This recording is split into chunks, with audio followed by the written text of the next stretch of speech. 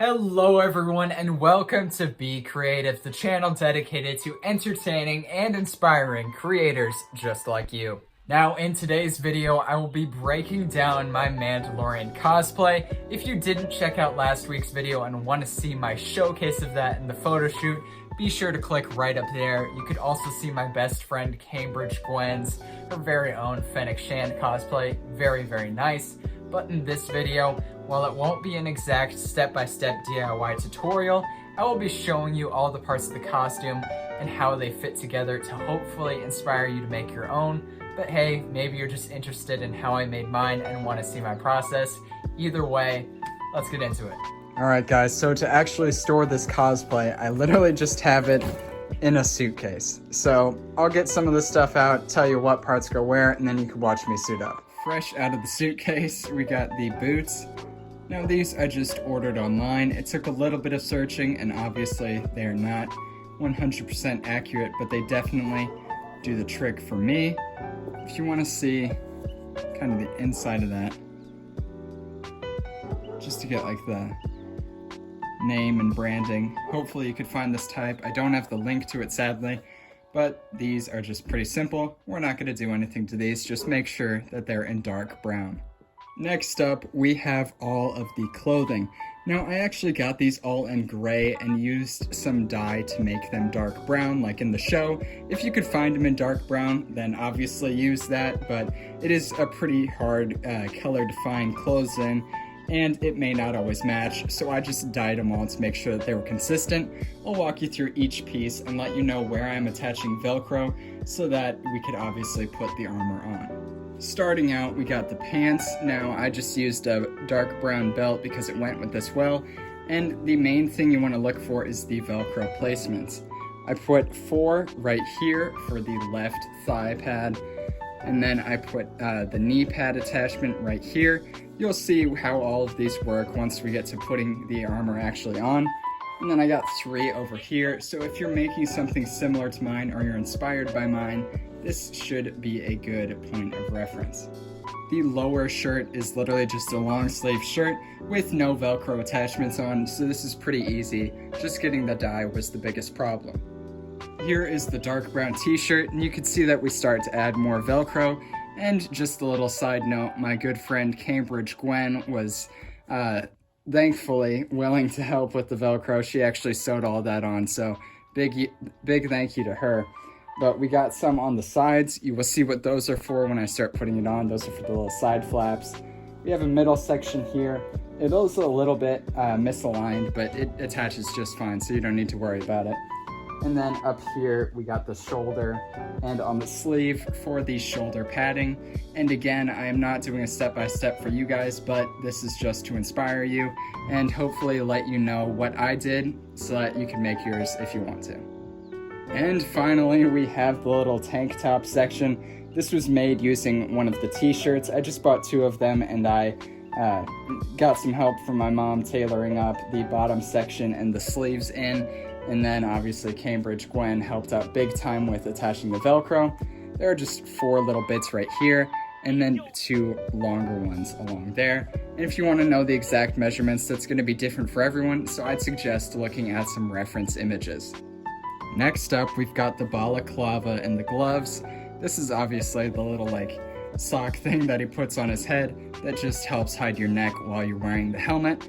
And then with the gloves, I went with some winter knit gloves as the design for this, just because I could get them in a bright color like orange. Because if you notice and look at the show, Mando's fingertips are actually an orangish, kind of mustardy color. So I just went with orange. And then for these, we got some fingerless gloves with the little mitten section. And the thumb did have the fingertips, so we had to cut that off and sew a new ending to it. But this was just made by using some craft foam, 2mm to be exact. We kind of folded it into a taco shape in there and then hand sewed it on. And this is just being held on how the mitten section normally would. Worked out surprisingly well, and we just primed that, painted it up, and it's good to go. Same for the other hand. So now that we have the base stuff done, let's get to the actual fun stuff. So this is the right boot cover. It was made out of 5mm craft foam. with some 2mm craft foam running along there, here, and up here. Obviously with this being a red with a little bit of dark brown just to give it that weathered, more grimy look to it. And we got some leather material that I got from my Hobby Lobby. And this is just some wooden dowel that has been spray painted silver and super glued onto the foam. Now this was just made using measurements, and obviously this isn't a DIY tutorial, but you could check out some other great cosplayers who have made boot cover tutorials. I'm sure that could help. And this is just elastic with some velcro. It has been super glued on the inside for both the top and bottom sections. Closes very securely, stays on quite well. And then this is the left section. Obviously not as imposing as the right, but this is just made out of 2mm foam. There's some little detailings there that I made out of 2mm foam as well. And I use the same spray painting technique for that, where it's just red with some brown over it. And you can see at the top I have some leather stripping.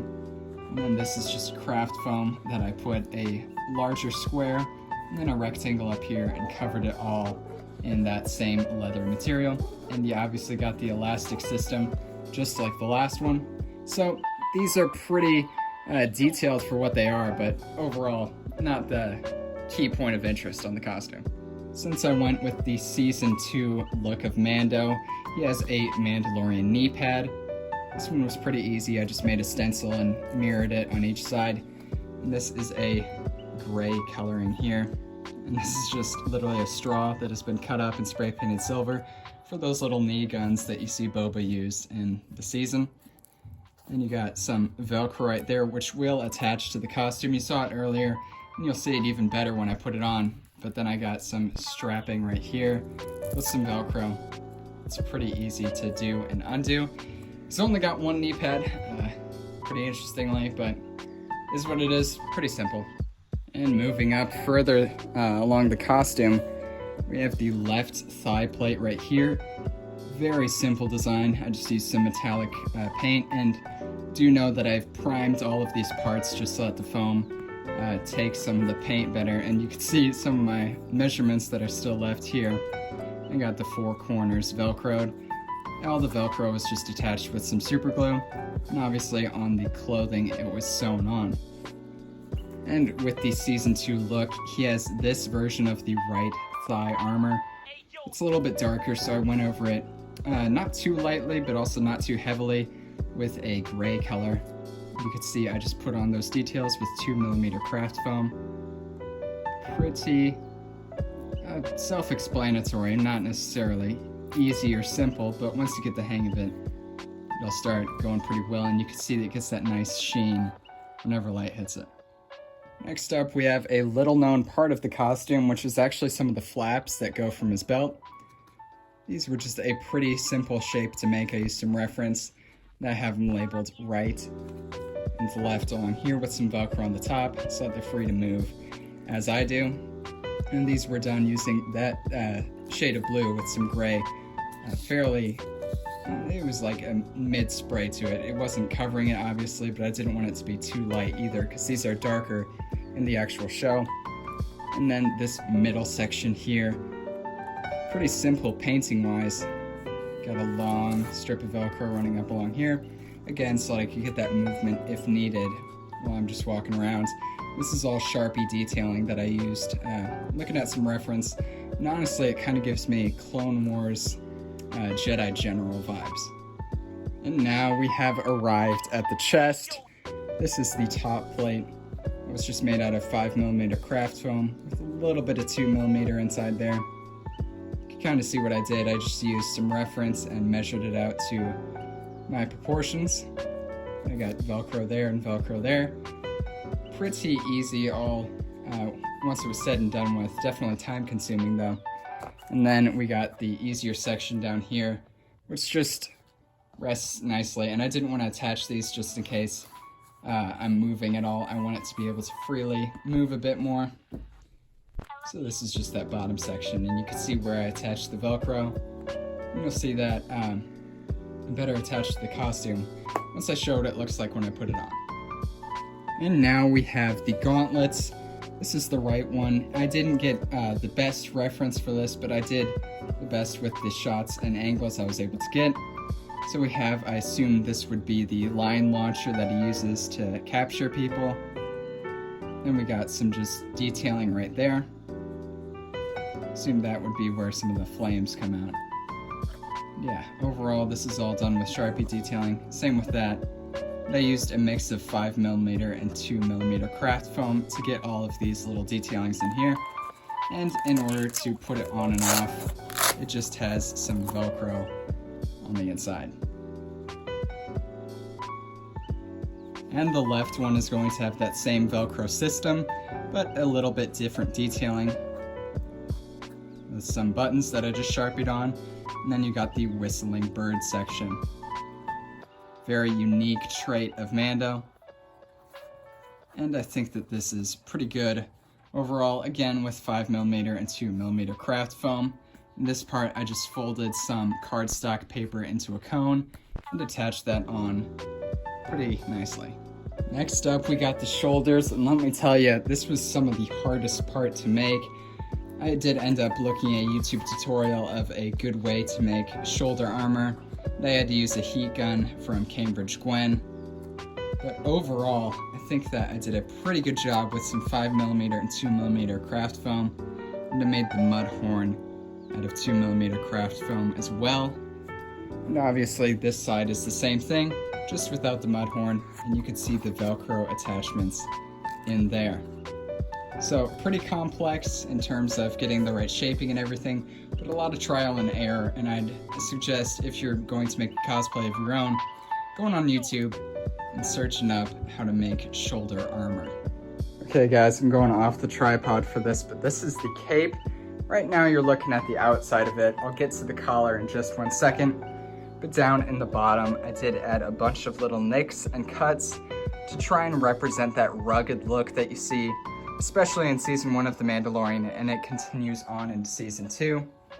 And then going up at the front, you could see that Cambridge Gwen was super nice and very helpful on this, sewing this all together. We got some Velcro there and some Velcro here. And it is a bit of an interesting way that it goes together, because this side kind of comes down on it. And it gives a nice, I don't know, like crumpled, kind of folded look to the actual cape. And this was just some fabric found at my local Hobby Lobby. It got the general texture and coloring that I wanted, so this was a very good find. And next up we got the Bandolier, guys. So starting with the holster, this is actually a modified Nerf gun that I made for the cosplay. You can see an image in the bottom right of what it used to look like versus what it looks like now. Just took the Dremel and filled it all in with foam. Added some detailings like up there. Yeah, I just tried to make this as accurate as I could with what I had. I think that overall it's looking pretty good. Did some dry brushing as well to make it look a bit more used and grimy. And then for the holster, I just traced this out onto the leather-like material. Left some room on the sides and glued those together, so it makes a really nice little holder here. And this actually isn't attached to the thigh at all, just kind of flops around, but that's how it is in the show as well. And you can see some more detailing, like the cut bits of the wood that I've spray painted in silver. Got some detailing going over there. Oh, the dowel, that's the word I was looking for. You got the belt buckle here made out of foam, some foam covered in that same material to give a pouchy look, not functional. But then you got some PVC caps that I just spray painted silver for the grenades. And at the end, we have that same style of super gluing some elastic with the Velcro. Use the same back here. And then this does not actually have a Velcroed attachment, but I got some rounds there. I got some silver detailing here. And just like you see in the show, that just goes over my shoulder, and then the rest obviously attaches around my waist. And finally, we have the helmet. This is actually from my DIY Mandalorian helmet build. You could see that in the iCard right now.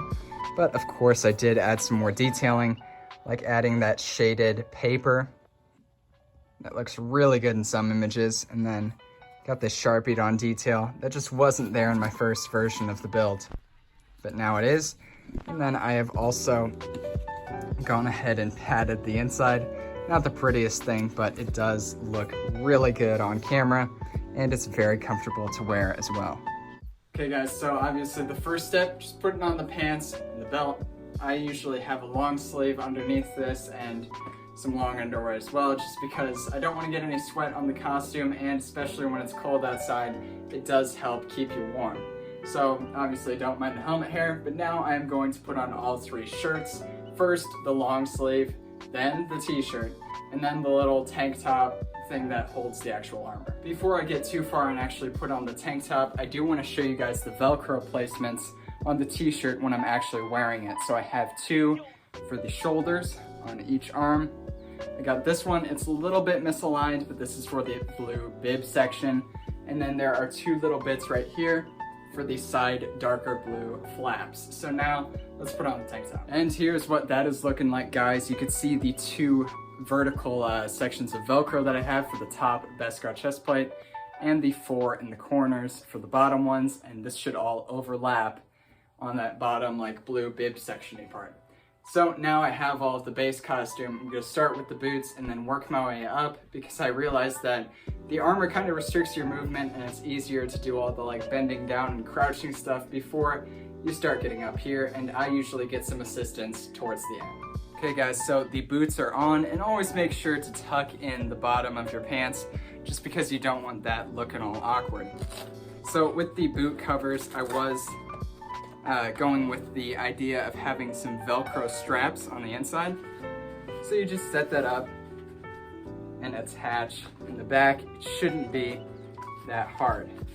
Now I wouldn't go all the way down, just because I have been noticing that the top of the boot actually does start to rub away at the foam and the paint layer on top. So just put it a little bit above and you should be just fine. And then now with the right boot cover, same deal with the Velcro and the strapping. This one is a little bit easier just because it's a more sturdy foam.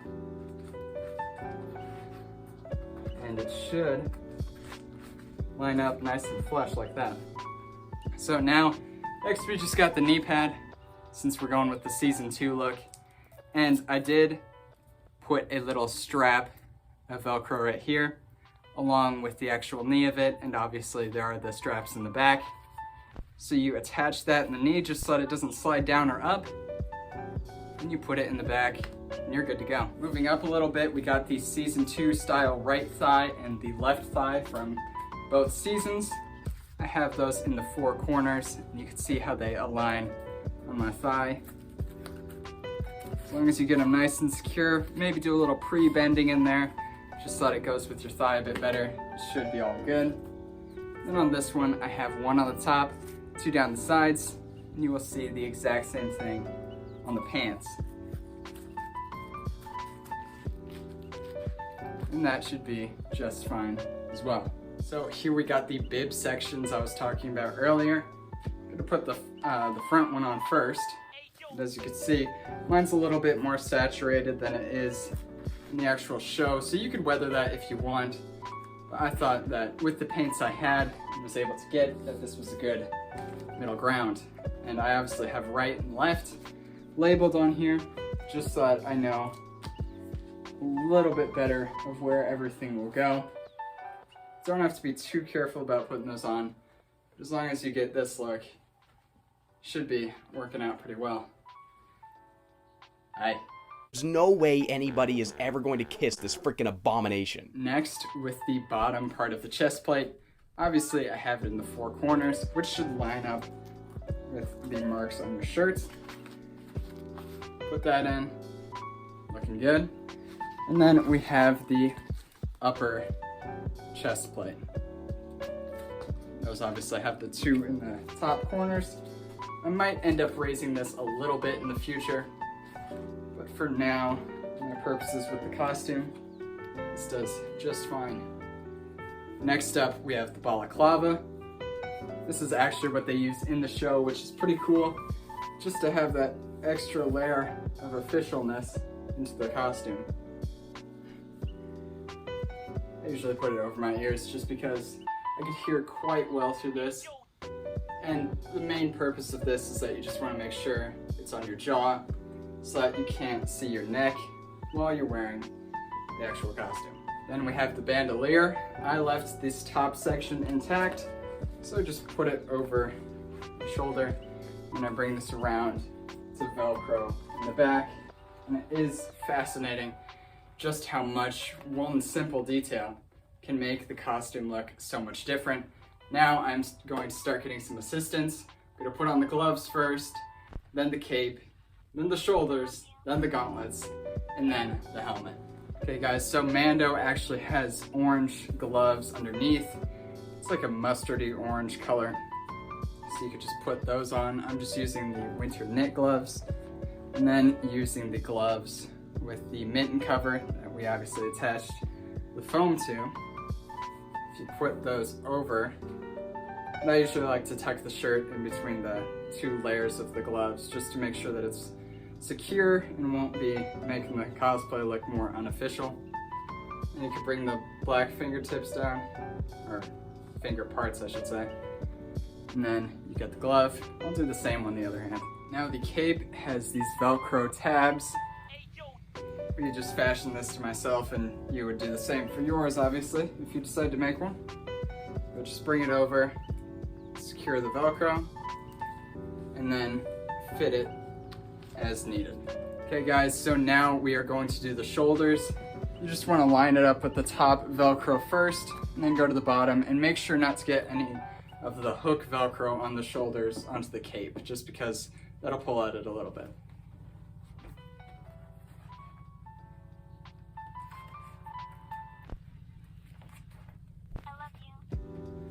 So there's one side, and we'll get the other side right now. So that is all the Velcro sections done. Now we're going to line up the gauntlets and use the Velcro on the bottom.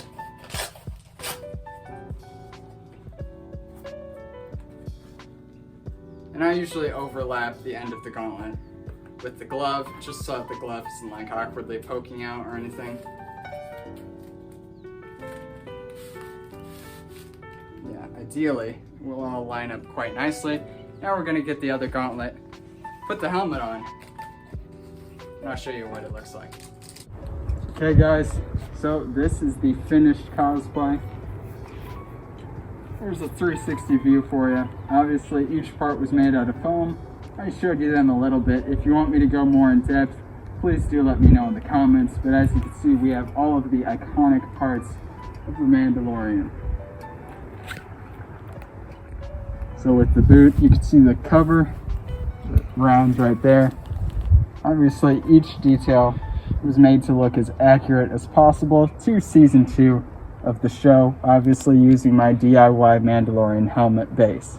And there you go guys, that is the entire breakdown of this Mandalorian cosplay. I really hope that you enjoyed, and as I alluded to earlier, if you want to see more specific breakdowns of individual parts, be sure to let me know because I would be more than happy to show you guys. And with all that being said, thank you for sticking to the end of the video. If you feel like I deserve it, please do hit that like button, and also please comment below because I really want to talk to you guys both about the Mandalorian and just costume stuff in general. So if you have something you want to talk to me about or just other fans of the community, be sure to do that. But anyways, that's all I got for you. Thanks for stopping by, and always remember to be creative.